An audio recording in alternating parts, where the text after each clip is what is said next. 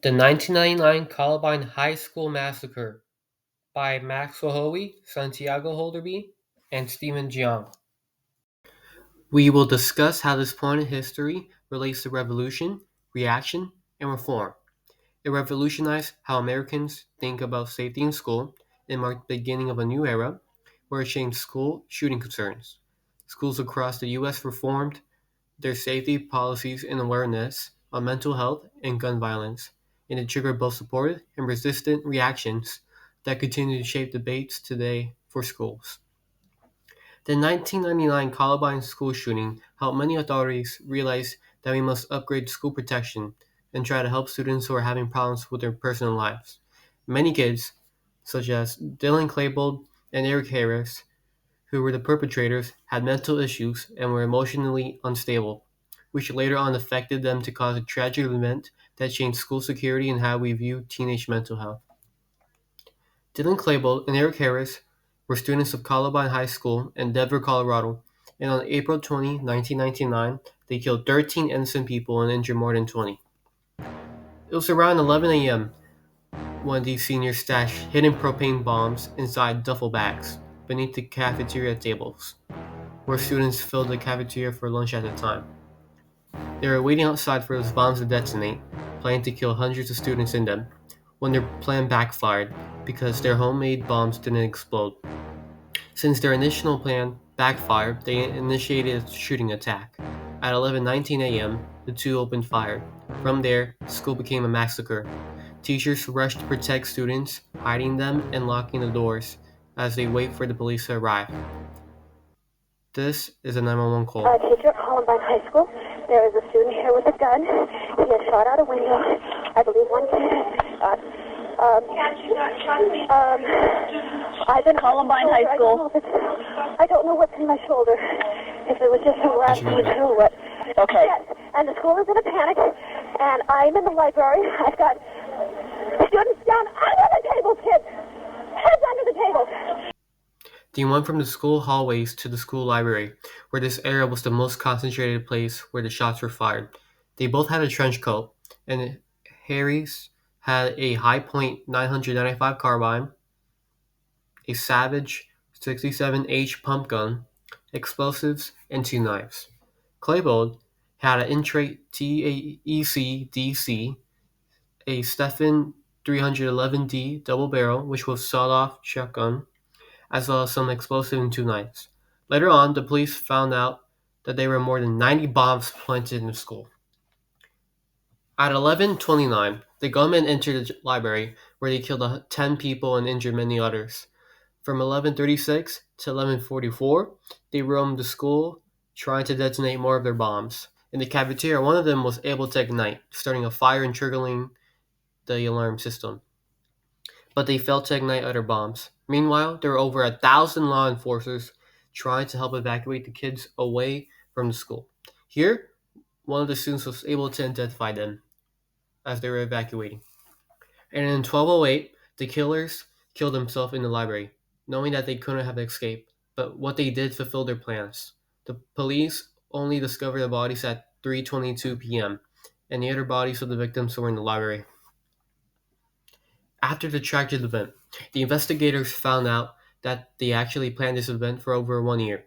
One of the reasons was that they had both been arrested for theft and trespassing on January 98, 99. From there, Dylan and Harry gradually made videos, journals, and websites that ultimately talked about how they felt about themselves and the world, and what their goal was.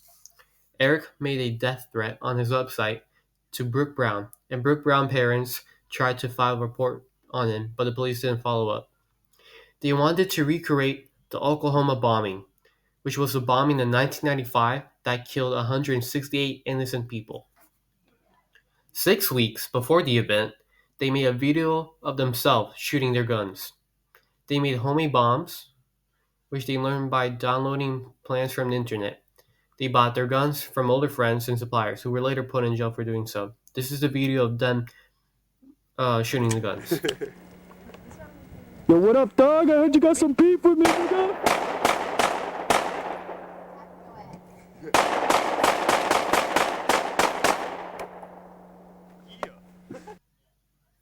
These kids at first wanted this to be something to be remembered. Their attacks were designed to be far more destructive than what ultimately occurred. The original plan centered around explosive devices in the school cafeteria, intended to cause mass casualties.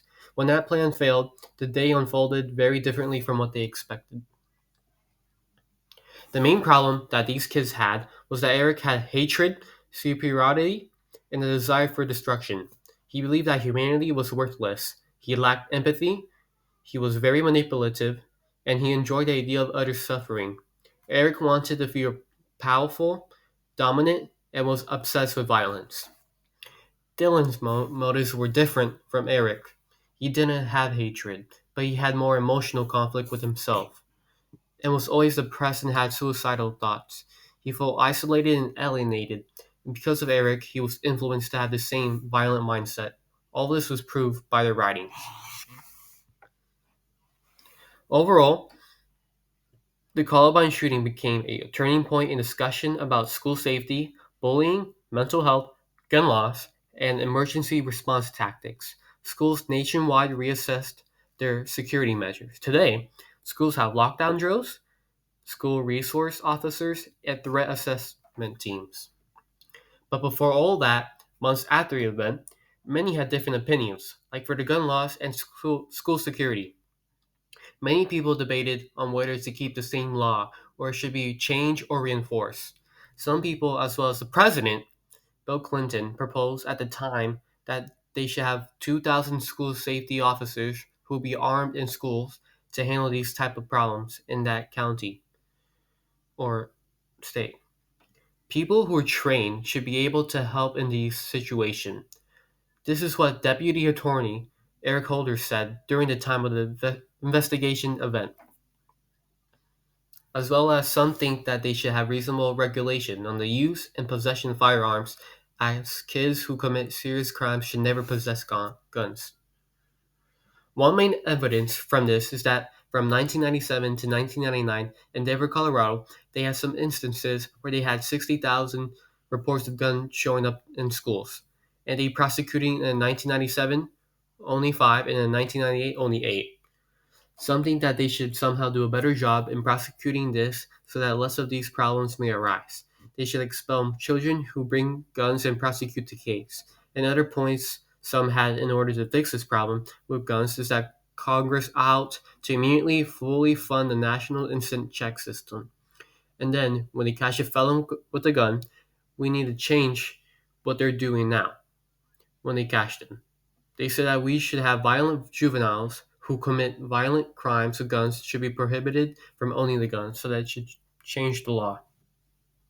Sadly, the one main problem that still arises is that since then, the level of household gun ownership in the United States has increased. Federal guns law has been weakened, and the composition of the guns. For survivors and victims' families, the years after Columbine have been marked by grief and activism. Many families created foundations dedicated to preventing violence, supporting students, and encouraging mental health awareness.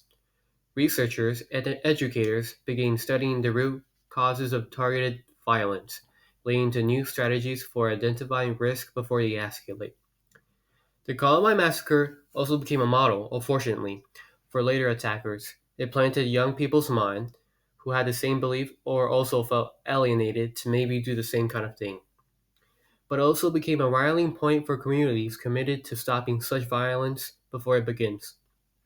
More than 2 decades later, Columbine remains one of the most studied school attacks in American history, not because of the attackers' actions, but because of the lessons learned from a tragedy. Columbine is not only a story of loss, it is a reminder of resilience and the responsibility to understand and prevent violence. It mainly helped gain more attention for these rare but tragic cases. By learning what happened on April 20th, 1999, we honor those who were lost and continue the work of creating safer communities for generations to come. As we conclude, we must reflect: what lessons were learned from Columbine? How do we address the mental health crisis among our youth? In a world where violence has become all too common, it is crucial to ensure that our schools are not just safe spaces but nurturing environments. Thank you for your time today.